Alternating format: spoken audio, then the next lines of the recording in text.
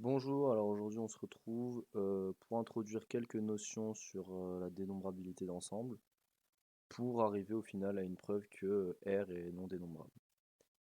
Ok, donc pour commencer on va voir la première définition qu'on donne. Donc on dit qu'un ensemble est dénombrable s'il existe une bijection entre cet ensemble et N. En gros, notre ensemble A il est dénombrable s'il va exister une application phi qui va de A dans N qui est bijective. Ça c'est important. Alors, étant donné que cette application, elle doit être bijective, on peut dire qu'elle part de A pour aller dans N, mais elle peut partir de N pour aller dans A. Ça dépendra qu'est-ce qui va être le plus facile à trouver. Voilà. Donc en gros, si on prend une définition moins théorique, ça voudrait dire juste que notre ensemble A, on peut indexer tous ces éléments de manière exhaustive. Donc, je vais montrer vite fait des exemples pour que ce soit plus simple à comprendre et voir comment est-ce qu'on peut montrer qu'un ensemble est dénombrable ou non. Donc en premier, on va montrer que n étoile est dénombrable. Donc il faut qu'on trouve une application phi qui va de n étoile dans n ou alors de n dans n étoile, comme on préfère. Donc là, on va aller de n dans n étoile. Et il faut qu'elle soit bijective. Alors là, le seul souci du coup qu'on voit, c'est que dans cet ensemble-là, on a le 0, et dans celui-là, on n'a pas le 0. Donc notre 0, il faut qu'on l'envoie sur quelque chose. Ce qu'on va faire, c'est juste qu'on va prendre n, et on va lui envoyer n plus 1. Comme ça, notre 0, il est envoyé sur 1, et on n'a aucun souci. Donc on va quand même vérifier rapidement que cette application, elle est bien bijective.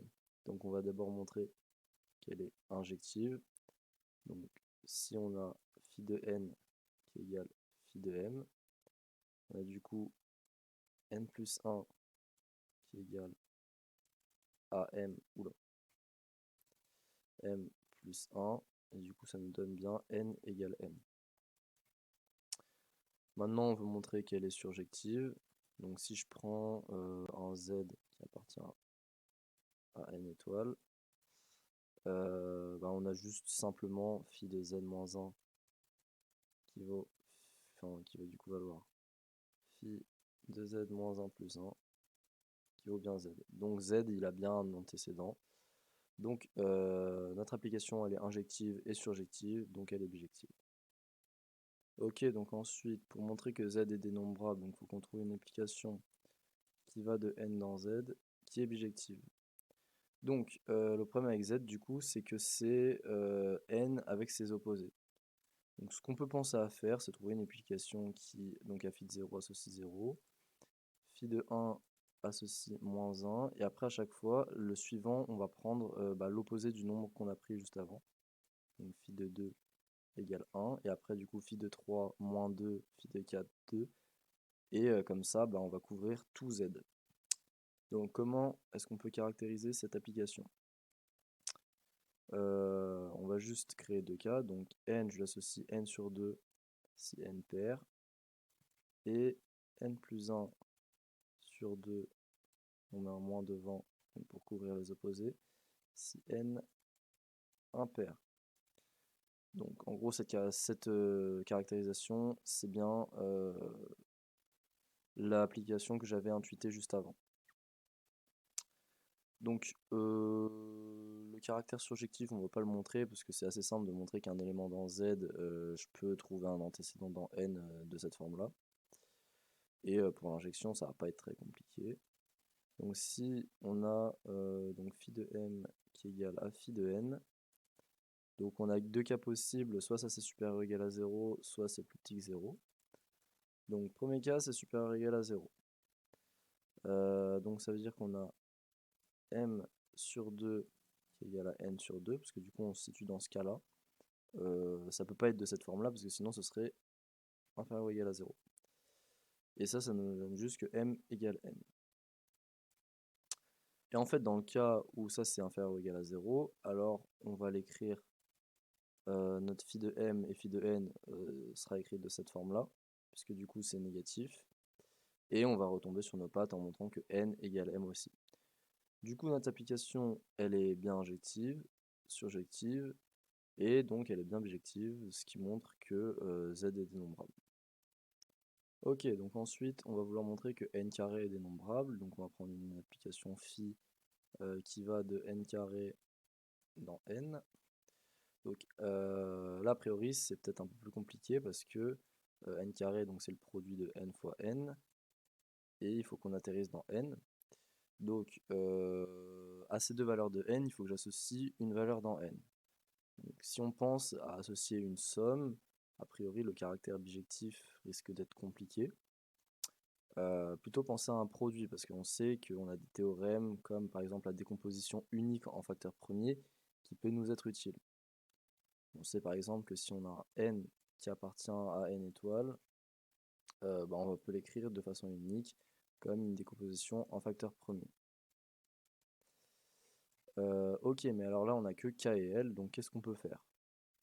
On va prendre peut-être le premier nombre premier, donc n, on sait qu'il va être écrit, qu'on peut l'écrire comme 2 puissance k fois un nombre L. Est-ce que ça sera unique? En fait non, ça va pas l'être, parce que là si on suppose que notre L il est divisible par 2, donc on a bien du coup si on suppose que notre application elle est définie comme ça, phi de KL qui est égal à n, mais si L est divisé par 2 et que par exemple L est égal à 2, on a que n, on peut l'écrire comme 2k plus 1 fois 1. Donc on aurait phi de k plus 1, virgule 1 qui est égal à n. Donc ça pose un problème pour le caractère bijectif. Donc là le souci qu'on a en fait c'est que notre L il était divisible par 2. Si on prend un n impair, qu'est-ce qui va se passer? Donc on va dire que n, donc oui on peut l'écrire comme 2k fois 2l plus 1. Est-ce qu'on a bien unicité? Donc on suppose qu'on a donc un m, enfin n qu'on peut l'écrire comme 2k fois 2l plus 1. Et on peut aussi l'écrire comme 2q fois 2p plus 1 par exemple. Ok. Donc qu'est-ce qui se passe? On a ces expressions qui sont égales, donc on a 2 puissance k qui divise 2 puissance k, enfin 2 puissance q, 2p plus 1. On va l'écrire. 2 puissance q, 2p plus 1. C'est une parenthèse. Sauf que 2 puissance k, ça ne divise pas ce nombre qui est impair, donc on a 2 puissance k qui divise 2 puissance q. Avec la même idée, on va avoir 2 puissance q qui divise 2 puissance k. Donc on se retrouve avec q qui est égal à k. Et du coup, on peut simplifier des deux côtés par 2 puissance k qui est égal à 2 puissance q. Et donc on a 2l plus 1 qui est égal à 2p plus 1. Donc cette décomposition va bien être unique parce que là on a notre L qui va être égal à notre P. Ok, et donc après on a juste à avoir le caractère surjectif. Et le problème avec ça, c'est qu'on a notre 0 qui n'est pas atteint parce que on a cette décomposition qui est valable dans n étoiles et nous on va atterrir dans n. Donc pour ça c'est pas bien compliqué. On va juste réécrire notre bêtise, 2l plus 1 et enlever 1. Donc après, c'est le même travail pour montrer que c'est injectif. Et donc on a bien une bijection entre n carré et n, ce qui nous montre que n carré est dénombrable. Ok, donc ensuite, on va démontrer cette proposition qui nous dit que toute partie infinie de n est dénombrable. Donc on va se fixer f, une partie de n, infinie, et le but du coup c'est de trouver une application qui va de n dans f. Donc l'application, on va la poser comme ci. Phi de 0, ça va être le minimum de f. Et pour tout n, appartenant à n du coup, phi de n plus 1, ça va aussi être un minimum. C'est le minimum de f privé de tous les éléments précédents. Donc phi de 0, etc. jusqu'à phi de n. De manière à juste avoir une application qui énumère les éléments de f de façon croissante. Ok, alors oui, par contre ces mines ils sont bien définis parce que f c'est une partie de n, donc à chaque fois il y a un élément minimal. Donc du coup, pour le caractère injectif de cette application, donc on a phi, notre application qui est strictement positif. Et on peut pas avoir deux éléments à la suite qui sont égaux, parce qu'à chaque fois, phi de 0, ça va être un certain élément qui est privé dans la suite, donc il peut pas re-être atteint. Donc étant donné qu'elle est strictement positive, elle est forcément injective. Ok, donc maintenant pour le caractère surjectif. Si si je prends un x qui appartient à f, on a dit que phi était strictement positive, et étant donné que f est un ensemble infini, on a que notre phi de n tend vers l'infini. Quand n tend vers l'infini. Bah oui, ça vient vraiment du fait que f est une partie infinie de n. Donc ça veut dire qu'il existe un grand n appartenant à n tel que phi de n plus 1 est plus grand que x. On rappelle que phi de n plus 1, c'est le minimum de f sans certains éléments. Sans les éléments phi 0 jusqu'à phi n. Donc obligatoirement, on a que x, il n'appartient pas à cet ensemble. Parce que si x appartenait à cet ensemble, on ne pourrait pas avoir cette inégalité stricte.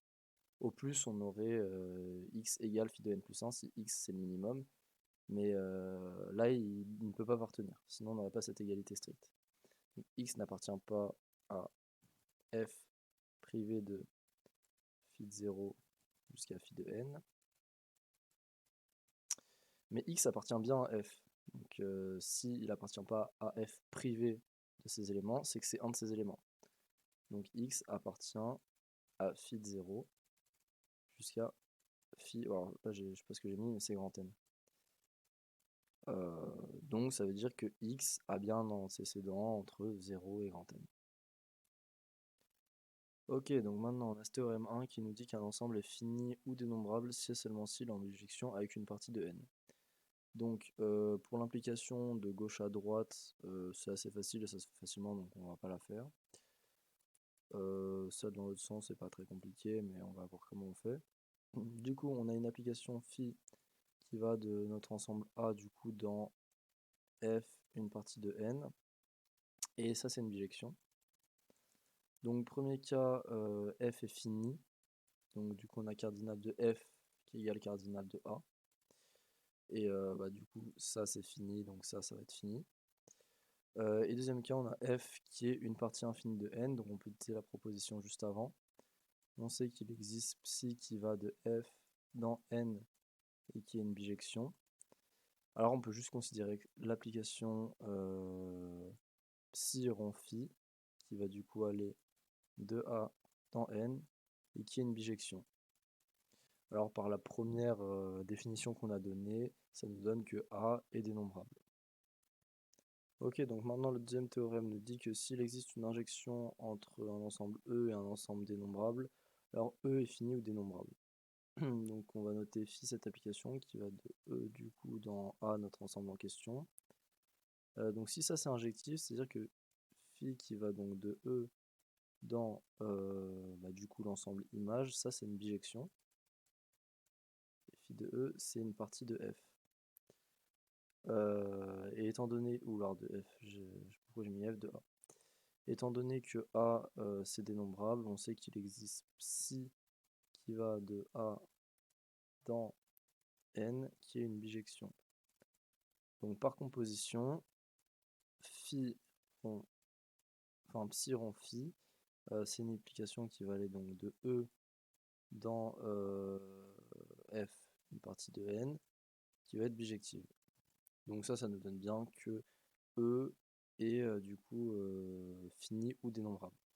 Donc en gros, ça va bien s'expliquer avec un dessin. Si on a E, A et N, on a notre application psi qui va du coup, donc on va juste noter, ça c'est E, ça c'est A, ça c'est N. On a notre application psi qui va de A tout entier dans N tout entier, ça c'est psi. Et on a une application phi qui va de donc tout E dans une partie de A. Donc si on compose psi avec phi, ça va nous envoyer sur une partie de n, et du coup par le résultat d'avant, on a bien que E est dénombrable. Donc juste pour exemple, ces théorèmes sont assez puissants parce que du coup, maintenant on n'est plus obligé de trouver une bijection qui va de n dans notre ensemble, mais juste de notre ensemble dans une partie de n, et pas n entier. Donc on peut montrer assez facilement par exemple que n puissance n est dénombrable. Donc on va prendre une application phi qui va de n puissance n dans n, et on va utiliser la même idée de nombre premier qu'on avait utilisé avec n carré, où du coup à un couple A0 à n, moins 1 du coup, on va associer du coup 2 puissance à 0, etc. jusqu'à le nème nombre premier, donc Pn à n-1. Parce qu'on sait qu'il y a une infinité de nombres premiers, donc ça, il y a des preuves partout sur YouTube, je vous laisserai chercher. Mais du coup, ouais, c'est assez cool. On n'a pas besoin de s'emmerder à trouver une application qui envoie en bijection avec n. Parce que là, par exemple, notre 0, il n'est pas atteint. Et par exemple, le Pn plus 1 nième nombre premier ne sera pas atteint. Et pourtant, n puissance n est dénombrable. Grâce au théorème 1, ça nous le montre. En fait, l'idée, c'est la composition d'applications qui nous permet de dire ça. Ok, donc grâce aux deux théorèmes précédents, on peut se dire que du coup, on peut trouver entre guillemets des ensembles de plus en plus grands qui couvrent plus d'éléments qui sont dénombrables, et que du coup, tous les ensembles sont dénombrables. Alors on va montrer que c'est pas le cas, et que par exemple, R n'est pas dénombrable. Donc on va faire ça par l'absurde. On va supposer que R est dénombrable, donc en gros qu'il existe une application qui va de N dans R qui est bijective. Donc pour notre démonstration, on va s'aider d'une application auxiliaire psi qui va de n dans l'ensemble 0,9 et qui en n va associer l'élément phi de n qu'on va multiplier par 10 puissance n auquel on va enlever 1. À tout ça, on va prendre la partie entière pour avoir un entier, et l'objectif c'est d'atterrir dans 0,9. Donc ce qu'on va faire en fait, c'est qu'on va prendre son représentant dans la classe z sur 10z. En gros, qu'est-ce que ça veut dire? En fait, on sait que si on divise ce nombre par 10, son reste il sera compris entre 0 et 9. En fait, on va prendre son reste. Pourquoi est-ce qu'on fait ça? Parce qu'en fait, on veut le chiffre des unités de ce nombre. Exemple, supposons que notre phi de n, enfin phi de 3 par exemple, soit égal à 7,328,5, voilà. Alors notre psi de 3, il va être égal, donc phi de 3, qu'on multiplie par 1000, donc du coup on décale notre chiffre de 3, donc 7328,5, on lui enlève 1, donc 7327,5, on prend sa partie entière, et donc sa partie entière ça va être 7327, et on prend son reste dans la division par 10, donc en gros le chiffre des unités, donc ça va être égal à 7. Ok, donc là, notre application, elle a l'air, pour ceux qui ne connaissent pas les arguments de diagonale de Cantor, tout ça, elle a l'air un peu spéciale et on ne sait pas trop ce qu'on va faire. L'objectif avant tout, c'est de trouver un nombre dans R qui n'a pas d'antécédent pour montrer que notre application, elle n'est pas bijective. Elle n'est pas surjective surtout. Donc pour ça, on va construire cet élément de R à partir de l'application qu'on vient de créer. Donc notre nombre, ça va être une série. Donc, on va prendre du 10 puissance moins n pour définir chacune de sa partie fractionnaire, enfin sa partie décimale, pardon. Et du coup, chaque terme de sa partie décimale, ce sera un phi de n. Donc, déjà, pour que ça ait un sens, il faut montrer que cette série, elle converge. On sait que nos phi de n, ils sont compris entre 0 et 9, donc on peut majorer ça par la série 10 puissance moins n fois 9. Donc ça va juste nous donner 9,9999999, etc. Bref, ça, c'est plus petit ou égal à 10, donc on a réussi à majorer notre nombre 1. Donc, étant donné qu'on a supposé qu'il existait une application qui était bijective entre n et r, cet élément A qui est réel, on sait qu'il existe un unique m, au moins il en existe un. Le but c'est de montrer qu'en fait il n'y en aura aucun qui appartient à n, tel que phi de m égale a. Alors qu'est-ce qu'on va faire? On va comparer leur m-ième décimale. Si ces deux nombres sont égaux, leur m-ième décimale ce sera la même. Donc a, vu comment il est défini, sa m-ième décimale c'est juste phi de m, enfin psi de m, pardon. Et phi de m, c'est la même décimale, c'est juste phi de m fois 10 puissance n. Et ça, on prend sa partie entière. Ok. Et on récupère du coup juste le chiffre de l'unité, donc on prend son représentant dans la classe z sur 10z. Notre phi de m, à quoi est-ce qu'il est égal? Il est égal à phi de m 10 puissance m